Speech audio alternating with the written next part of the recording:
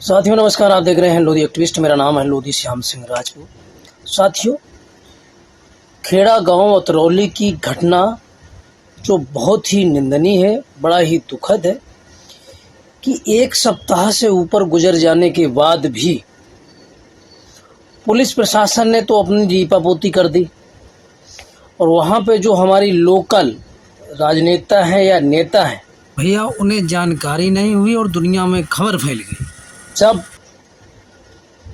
Social media पे आवाज़ बुलंद की गई, वहाँ से इतर हटके बहुत से लोगों ने खबरें चलाई कि भाई जो खेड़ा गांव के जो पीड़ित राजेंद्र सिंह लोधी, उनकी बिटिया जो गर्भवती थी, उसको कुछ दबंग लोगों ने बहुत ज़्यादा मारा पीटा, जिससे उसको बहुत ज़्यादा क्षति पहुंची है और वो अस्पताल में बिटिया तड़प रही है।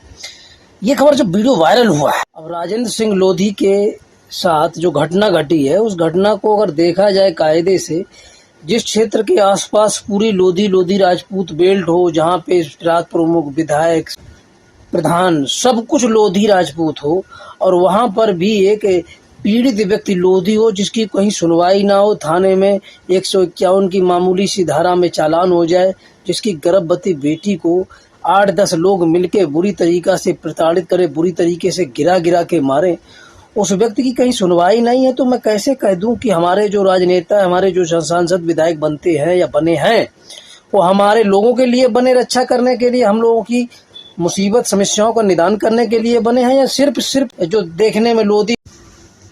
मैं ये भी नहीं कहता हूं कि एक तरफा कार्रवाई हो।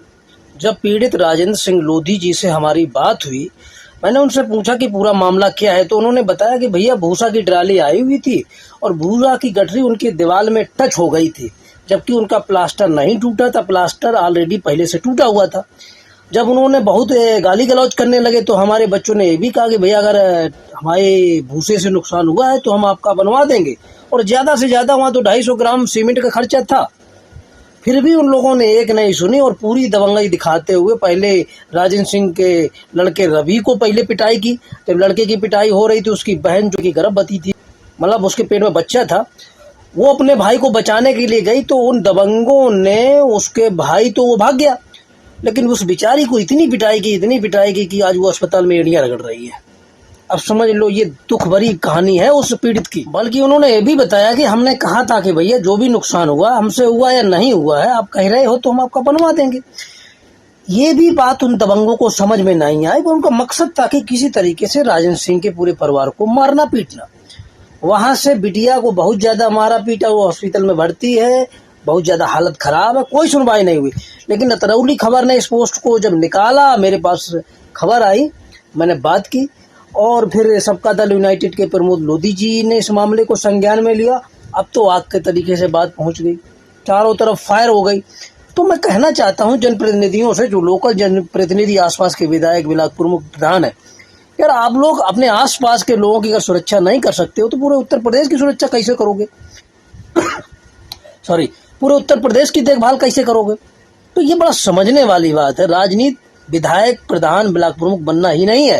राजनीति का मतलब है अपने लोगों की संवैधानिक रूप से। 151 की धारा जब लगाई जाती है जब दोनों पक्ष मारपीट करते हैं। यहाँ पर तो मामला ही उल्टा है। यहाँ पर तो जो पीड़ित पक्ष है, जिसकी पिटाई की है कुछ दबंग लोगों ने, उस पक्ष का तो लड़ाई का कोई मकसद नहीं था। वो तो कहते हमने प्लास्टर करवा देंगे, लेकिन उसकी बात नहीं सुनी। तो यहाँ पर 151 ने अगर पुलिस में चालान करके उनको भेज दिया है, तो पुलिस ने तो यहाँ लीपापोती कर दी है। अब एक महिला को अगर पुरुष लोग जबरदस्त तरीके से मारते हैं, पीटते हैं, और उसके पेट में पलने वाले बच्चे को क्षति पहुंचती है, उस महिला को क्षति पहुंचती है, तो कौन सी धारा लगनी चाहिए? अब पुलिस क्या कर रही है, क्या नहीं कर रही है, समझ से परे है।